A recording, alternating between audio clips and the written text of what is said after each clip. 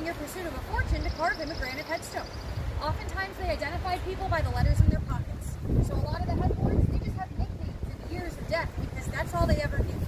Now there are features like this white thing that looks like a bed frame, a Victorian-era tradition, called a surround, meant to look like your loved ones resting in the comfort of their bed, maybe a garden.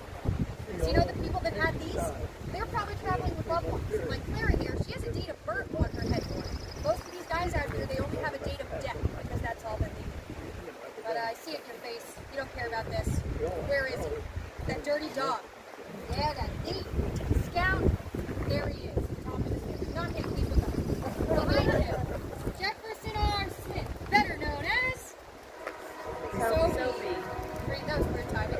Yeah, couldn't have done that if I tried. But yes, died at the tender age of 38. But we don't cry for him, right? That's the bad guy. And we didn't give Sophie a surround. He's behind bars where he belongs. And but how to get there, that's the interesting part. Dave is going to tell you what happened the night of the shootout at our hero, Frank Reed's grave. You cannot miss it. It is the tallest granite monument in our whole valley. Feel free to follow Dave on the low road. I'm going to take the high road, no moral implications, but watch your step. No doctor in Skagit. Oh, I do see some cameras coming out.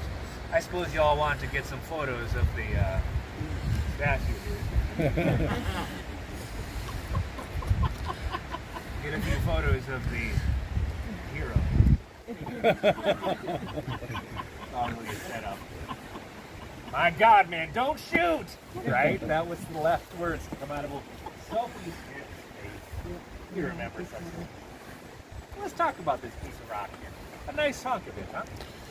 It says on here, Frank H. Reed, age 54. This is pretty ripe compared to many of these around here. You gotta bear in mind, this is a young man's sport.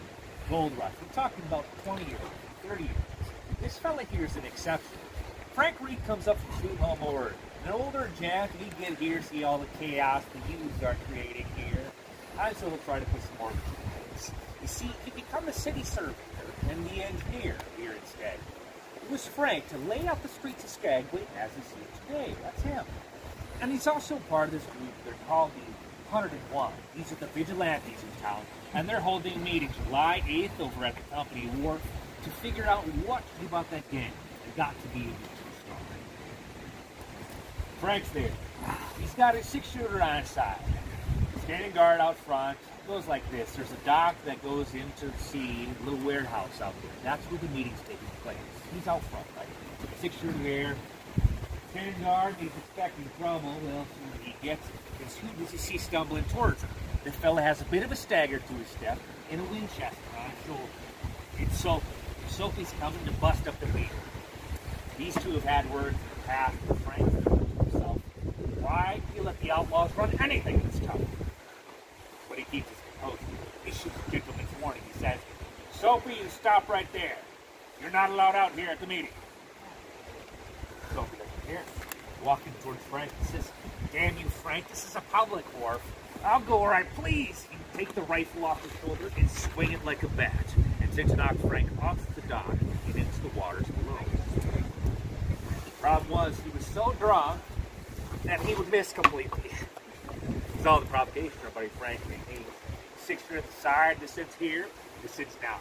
He draws the pistol clear of its holster. He aims it up at Sophie's chest. He squeezes on the trigger. Click. Misfires. Looking for boom, right? Boom's the end of the story. Boom means they go back on the bus. But it is not a boom, it is a click. A misfire.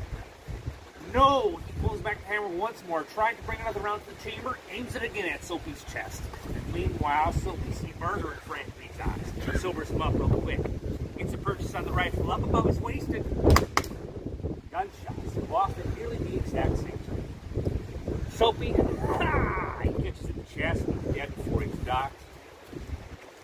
Our buddy Frank Reed, he had won the duel, but he would suffer a fate more cruel. You see, he would take that barrel blast, point blank range, to the groin, and it would shatter the poor man's pelvis. The worst part about it all is that he does not die that day. No. Takes him 12 days to die, cause of death, infection in the wound.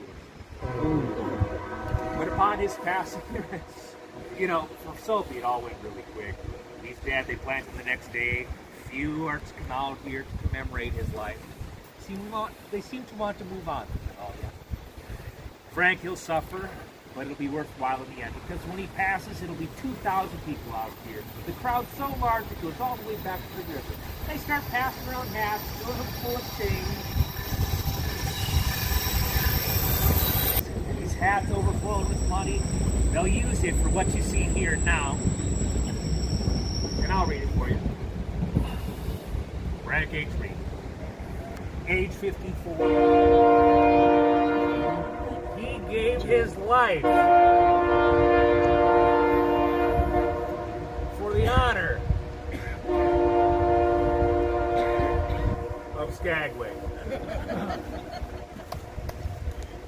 But you never heard of these fellas before, had you? You ever heard of Soapy or Frank? You heard of Butch Cassidy and Sundance, Billy the Kid, Wyatt Earp, all these legends of the frontier. Somehow these two never make the cut. I think it's due to the transient nature of the area back then. Right? During that time, all these men heading north in the gold fields. The story just fades on the words. My favorite bit about the story these days are the trees. Trees. Because in 1908, they closed the cemetery, and they would take a picture from the bottom looking up. It would show some of the grave boards, show some of the monuments, it would show this on there, granite here, but it did not show any trees. These trees have since grown. They're the tallest in the valley. And they look down on a quiet place and spend eternity. No? Quiet except for when the river's rushing in the background, there's an airplane overhead, or there's a train right in the middle of the thing, right? Or maybe Dave telling the tale of the shooting of Soapy's. There you have it, folks. The rest of the story.